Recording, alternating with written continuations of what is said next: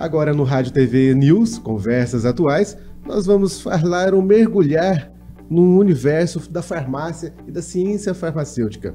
A conversa será sobre o futuro dos medicamentos e as novas tecnologias que moldarão essa área tão vital para a saúde. Não é isso, Marco Antônio? É isso aí, Everton. Vivemos em uma era de avanços científicos e tecnológicos.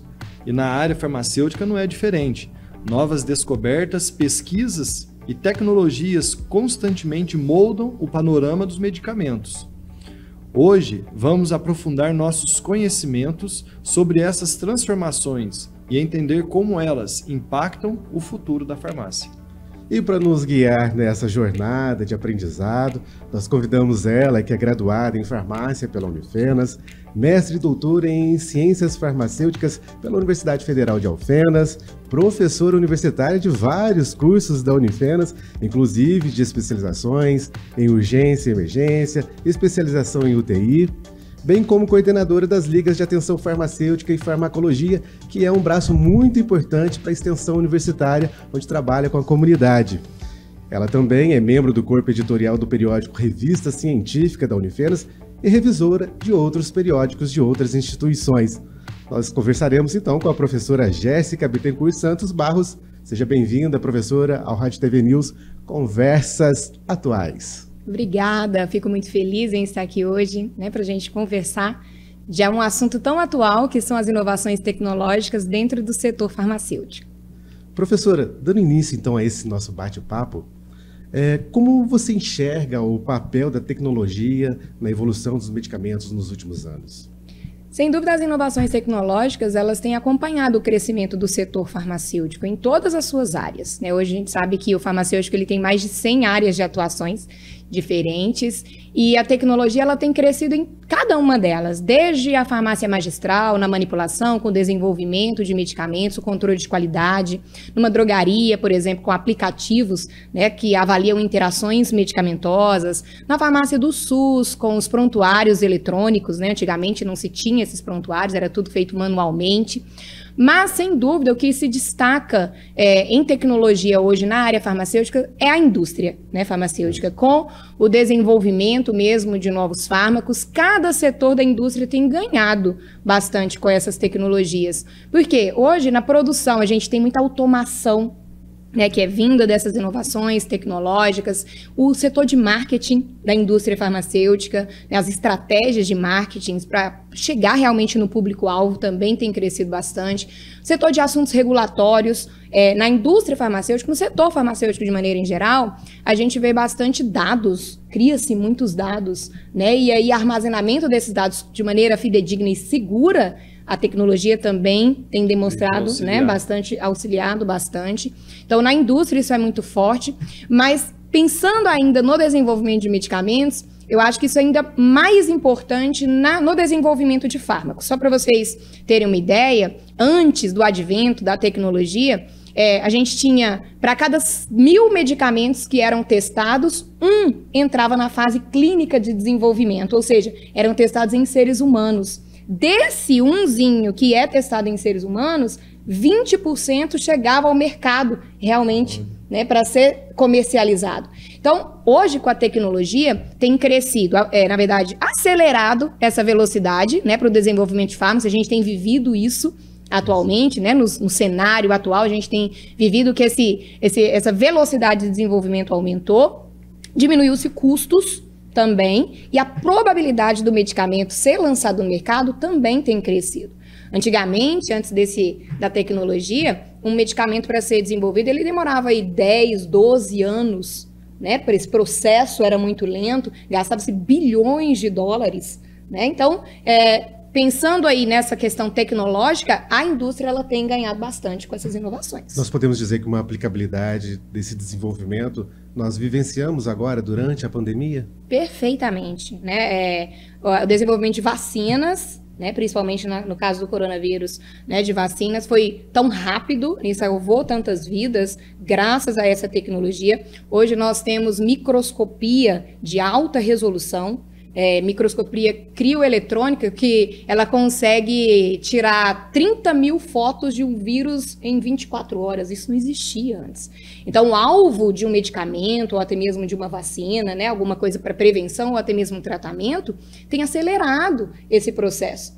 Então, não só para o coronavírus, mas para Zika vírus, né, qualquer tipo de vírus patógeno, de maneira geral, que tem aparecido no mundo de maneira assim, exponencial e que tenha devastado tantas vidas, a gente consegue hoje minimizar todos esses problemas com essas tecnologias. E a gente vê também que com o aumento dos medicamentos também, as bactérias também têm ficado mais resistentes. Sim, né? sem então, dúvida. Assim, aí vem para auxiliar isso também.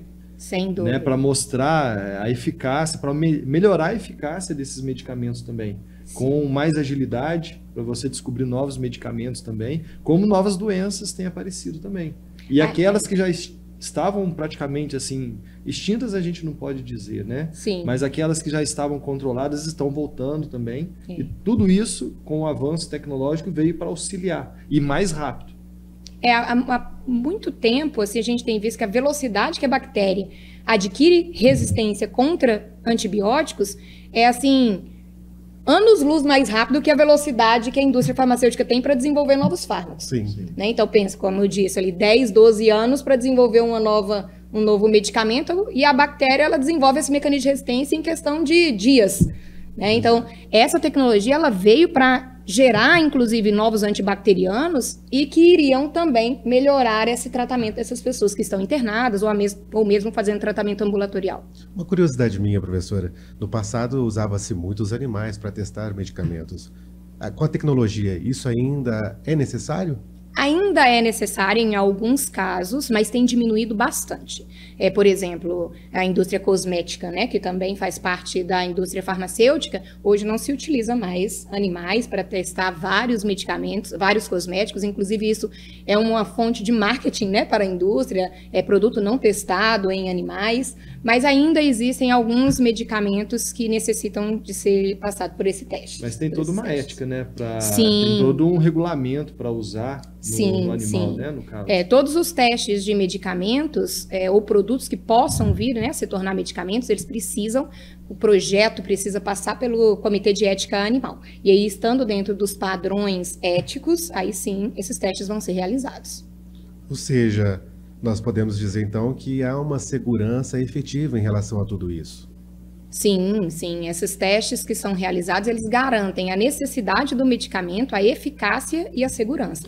Qualquer medicamento precisa ter esses 3 parâmetros, né, comprovados para que eles sejam testados. E com a inteligência artificial, isso veio para melhorar ainda mais, né? Porque talvez futuramente não vai precisar mais usar um animal para testar. A própria inteligência artificial vai poder te ajudar. Sim. Vão desenvolver mecanismos que possam facilitar. Esse vai dar reação, esse não vai dar. Sim. Esse vai ser melhor, esse não vai, já vai descartar. Já existem softwares, né? Atualmente. Já existem softwares, por exemplo, para testes de drogas contra diabetes. Né? Então, eles simulam um modelo de diabetes para a gente não precisar, hoje, nos testes pré-clínicos, né, que são feitos antes de serem realizados em humanos, para não necessitar da utilização de animais. Então, já é uma realidade. E qual é a realidade da indústria farmacêutica brasileira, em termos de tecnologias, de desenvolvimento? Um grande avanço, né? A indústria farmacêutica brasileira, ela é considerada uma das maiores indústrias mundiais. Existem indústrias que são multinacionais, inclusive, né? Essa questão da ética, quando a gente pensa em tecnologia farmacêutica, ela é um pouco debatida quando a gente fala do interesse da indústria farmacêutica em desenvolver determinados medicamentos.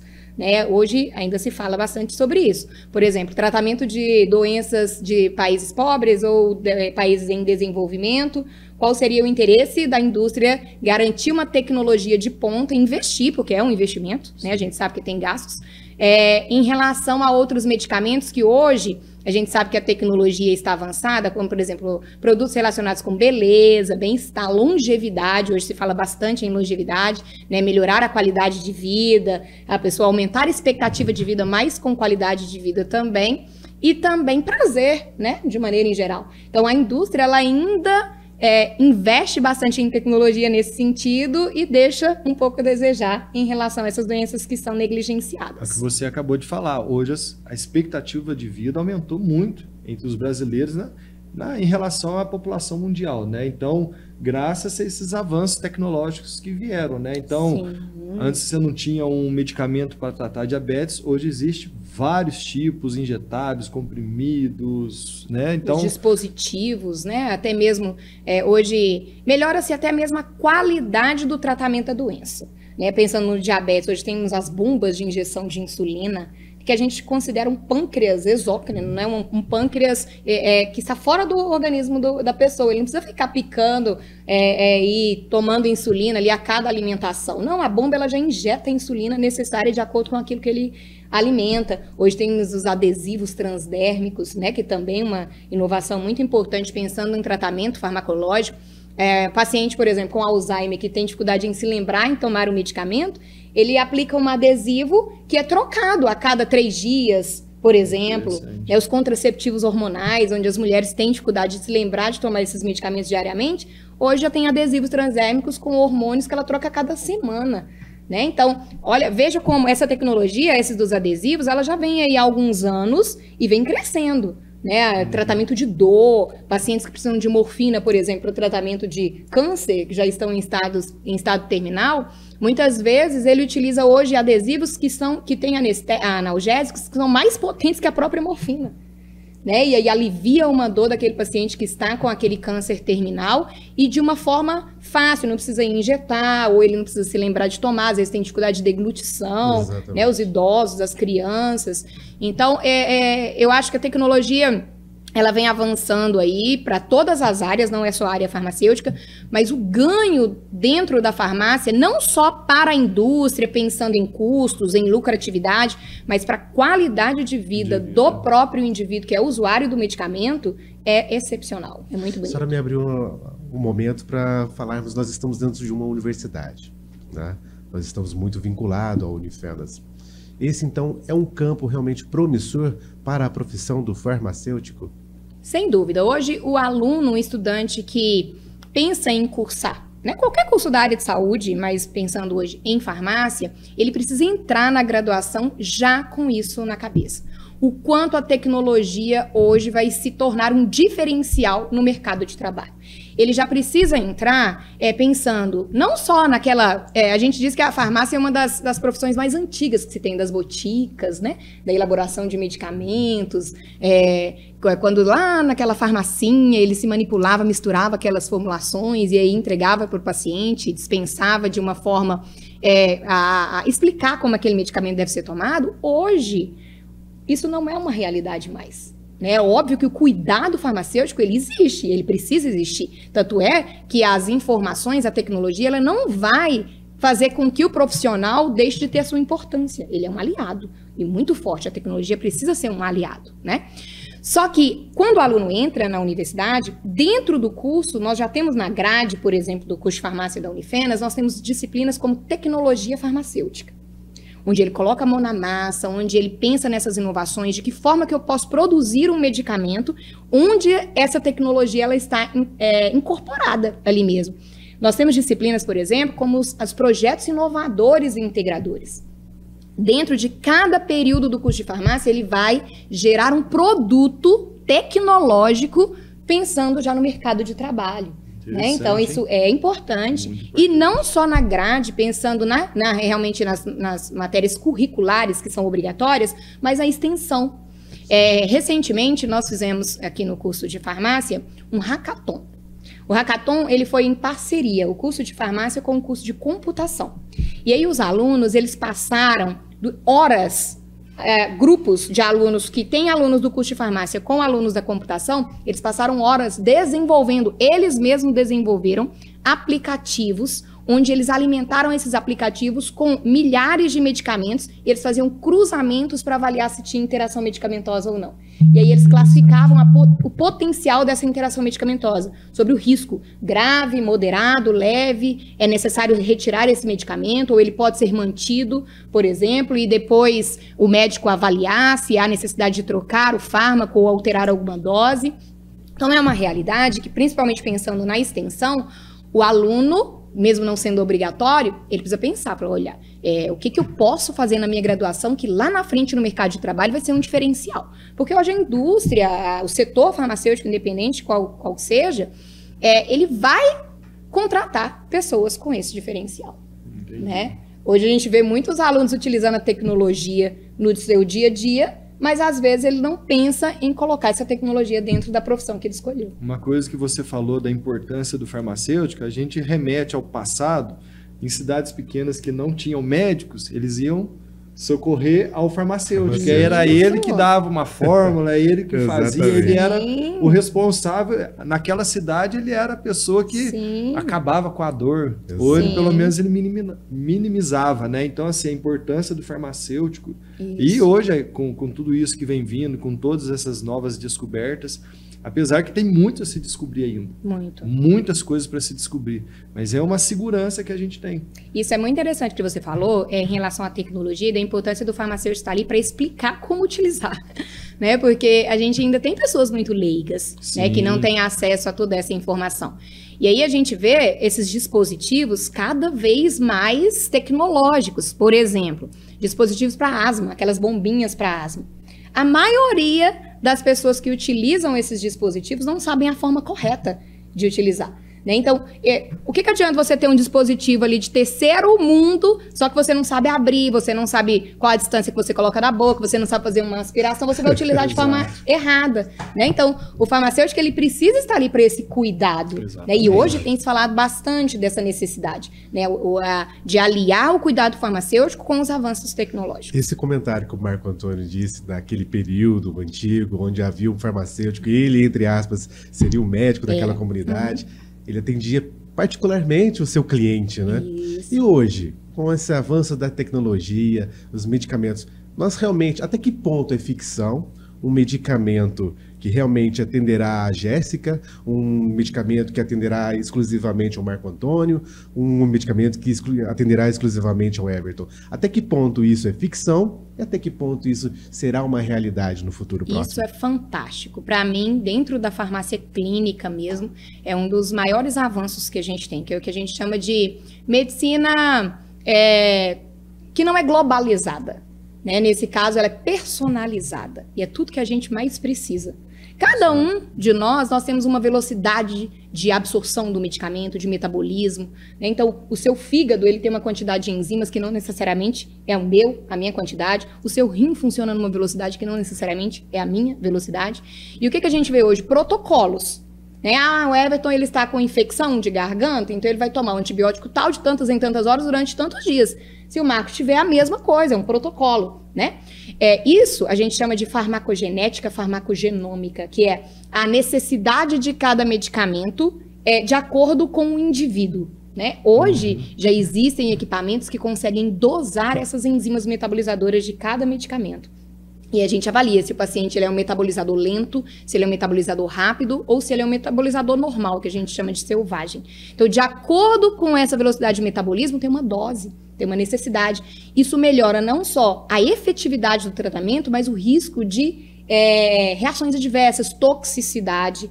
Nos Estados Unidos, isso já é uma realidade. Tá? Isso já é uma realidade. Aqui no Brasil, tem crescido nos próprios congressos, tem tido muita palestra sobre essa temática. E é uma realidade no Brasil?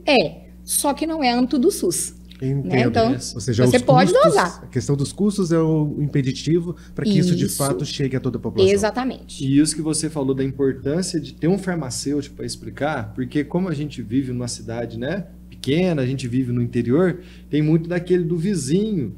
Olha, toma tal medicamento porque ele é bom.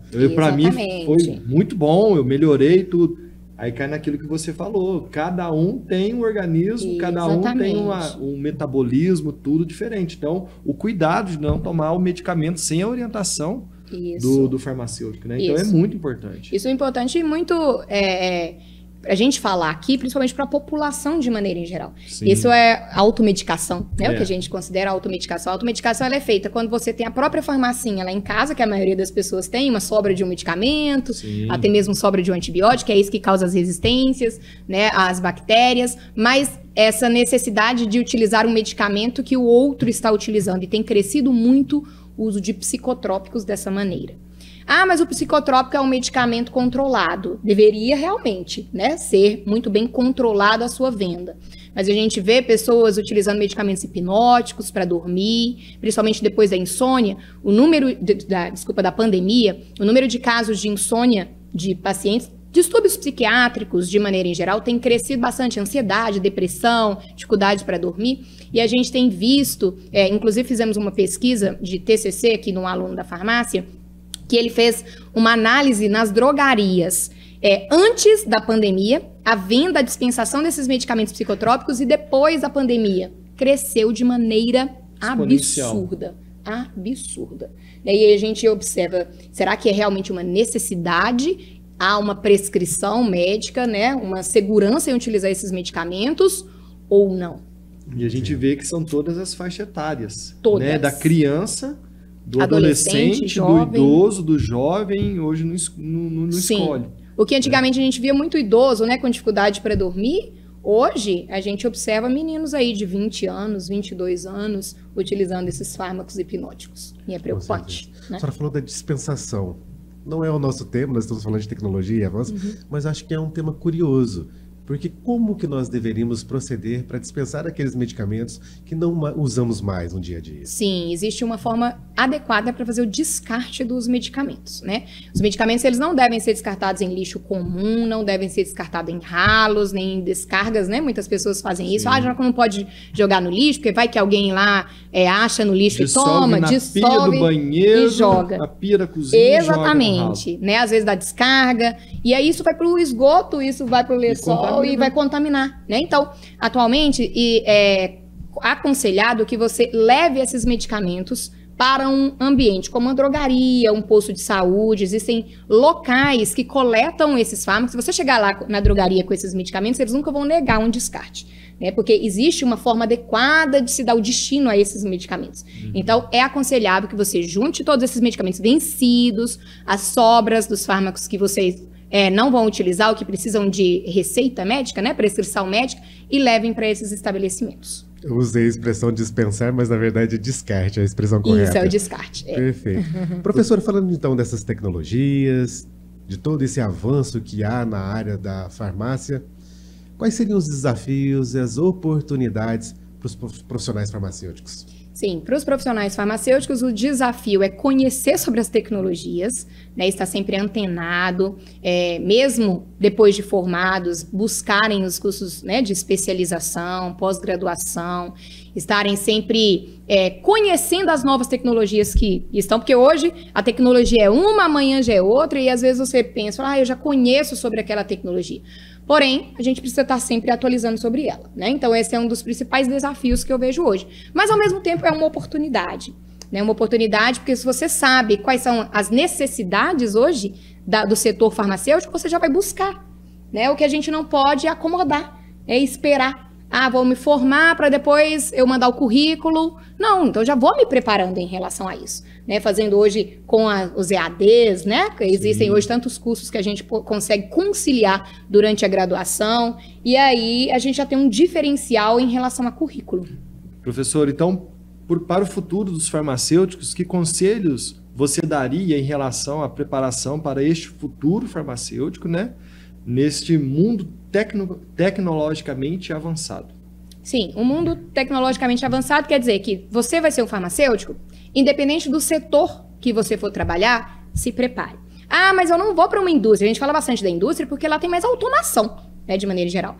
Mas atualmente, como eu disse, você vai para o SUS, você vai precisar trabalhar com uma tecnologia, como, por exemplo, os prontuários eletrônicos, com aplicativos, atualmente com dispositivos. Eu estou numa drogaria dispensando, né, um medicamento, existem vários dispositivos diferentes que, infelizmente, a gente vê, muitas vezes, o próprio profissional não sabe como manipular. Se ele não sabe como manipular, como ele vai passar aquilo para o seu paciente, né, para o seu cliente? Então, eu vou para uma manipulação, para análises clínicas. Hoje, a automação na análises clínicas está, assim, muito avançada. Hoje, um exame laboratorial, que antes você ia lá no laboratório, dava entrada, né, e esperava 7 dias para ter um resultado, Sim. hoje você tem 24 horas, dependendo, né, do exame, você consegue ter esse respaldo rápido. Por quê? Por causa das tecnologias, automação, então eu consigo trabalhar com aquele equipamento de maneira em geral.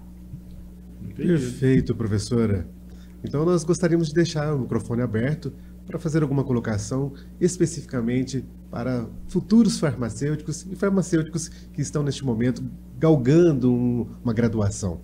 Sim, eu acho que o mais importante, como eu disse, se preparar, aproveitar as oportunidades, principalmente durante a graduação, não só nas disciplinas curriculares, mas buscar projetos, né, de extensão, de iniciação científica, onde a gente consiga trabalhar dentro do próprio laboratório com equipamentos que muitas vezes, numa empresa que você pode, né, conseguir uma vaga, tem aquele equipamento ali, por exemplo, no próprio curso de farmácia aqui, nós temos um equipamento que é muito interessante, moderno, que é o HPLC, né, mas que nem todos trabalham diretamente, porque isso é muito trabalhado na pesquisa, né, nos trabalhos de pesquisa. Então, montar um projeto bacana para que você tenha oportunidade de colocar a mão naquele equipamento, naquela tecnologia, né, porque sem dúvida nenhuma, se você chega numa entrevista de emprego e fala, não, eu já trabalhei com esse equipamento, você tem uma prática, né, relacionada a ele. Então, isso vai ser sem dúvida nenhuma um diferencial.